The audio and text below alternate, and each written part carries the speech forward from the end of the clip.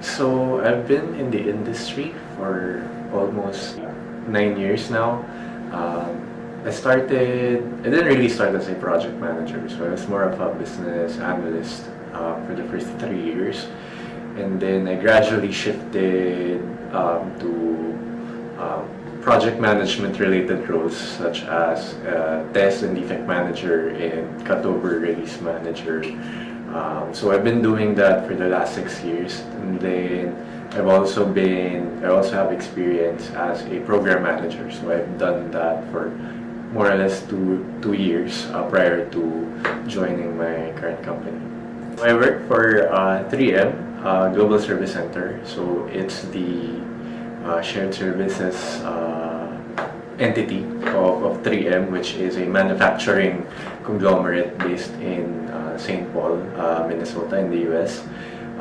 As far as my current work is concerned, I've handled projects related to transitioning of processes from countries to the service center here in Manila, Philippines. So by transitioning these processes, we're also able to not just centralize but also streamline and clean up these processes where we can, so that we can bring out more value out of these processes and contribute to more efficient operations of 3M. 3M is a very lean organization.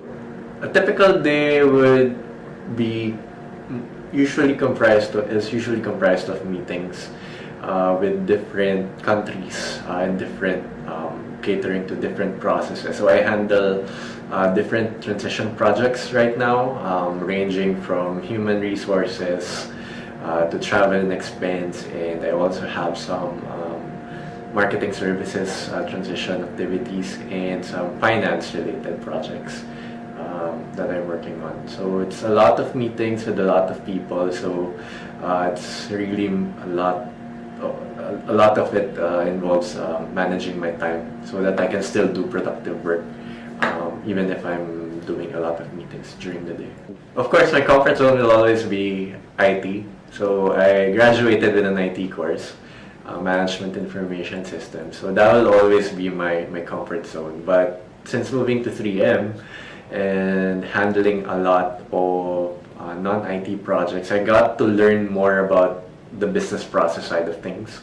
So there's a better appreciation on my end now on what or how the actual operations go as far as a manufacturing company is concerned, be it from a human resources standpoint or from a finance standpoint. Because before, when I was doing IT projects, my focus was really just on the application side of things. In general, what I like about project management is that I get to coach and develop people, and I get to complete things. When you get to the end point and you go live, let's say it's an IT project, and you get to the end point and everything goes well, I feel really happy that I got to accomplish something with my team behind me.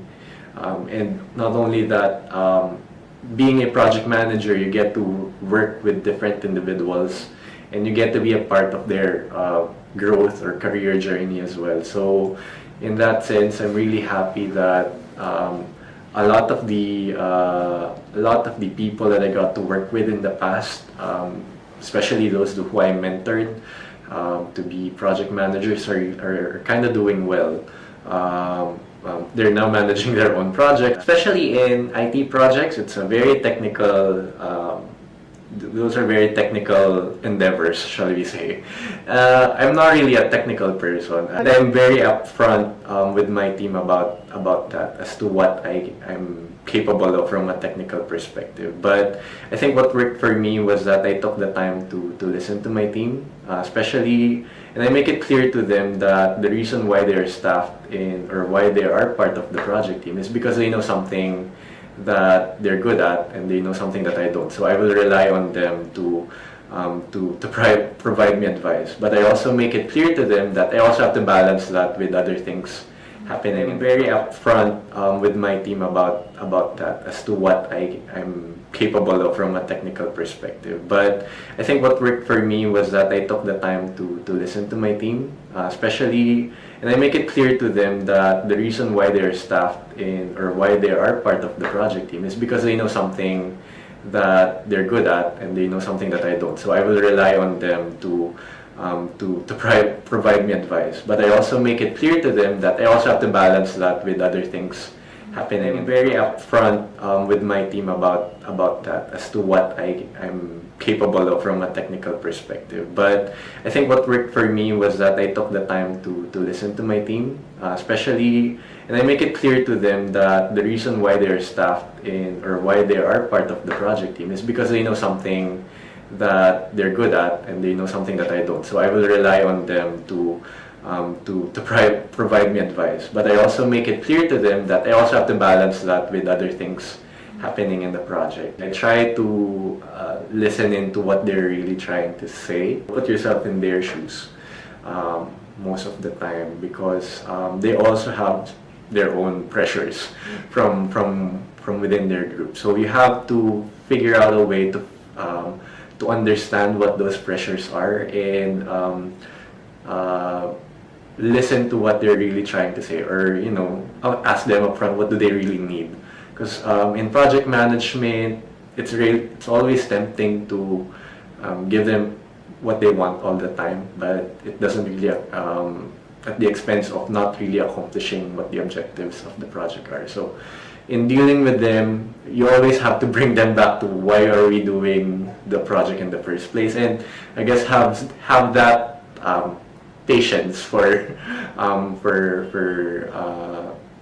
dealing with or having those very difficult conversations with them, especially during challenging or difficult phases in the project where everything, let's say, is blowing up. You shouldn't close those doors of communication. You should always be open. Back in DXC, I handled mostly projects in Asia. So I think from a cultural perspective, a lot of what I did there in managing the customer involved being sensitive. Most of the time especially for, let's say, for Japan or Korea markets, they're very big on hierarchies, so you have to know who you're dealing with at a certain point, or who are his or her direct reports, or who is he or she reporting to. You have to really know one, what their hierarchy is, and two, what are their customs as far as not just from a work perspective, but also as regular human beings. If you build that rapport with them, even if you're facing very difficult issues during the project, it becomes more manageable because you already have that connection with your stakeholder, and it becomes like you're already part of one team. There's no customer, there's no vendor. It's not separated like that. You're one team working on solving an issue. It becomes something like that. Business analysis is one, so you need to be able to train yourself in such a way that you take the time to analyze the processes or the system that you're gonna deal with. I learned from doing this for the last 6 years is that because you're the project manager, you have to make the final call, or you have a final say on a lot of the things that the team will do, and you have to learn how to be okay with certain people not being okay with the decisions you're gonna make. But you just have to keep it professional, and you just have to I guess be really persuasive enough to build the case that this is the decision we're making because what so and so and so and so. At the end of the day, not everyone's gonna be happy, but that's that. Again, you have to balance a lot of things when you're the project manager. At the end of the day, there are requirements to be met by the project, requirements to be delivered by the team. So there will be you will have to compromise on certain things at times, and you just have to live with. Otherwise, it's a very fulfilling profession. Again, you get to influence the growth of your team. You're in a unique position to coach them and train them on certain things, and hopefully they'll be able to take away some learnings when the project ends.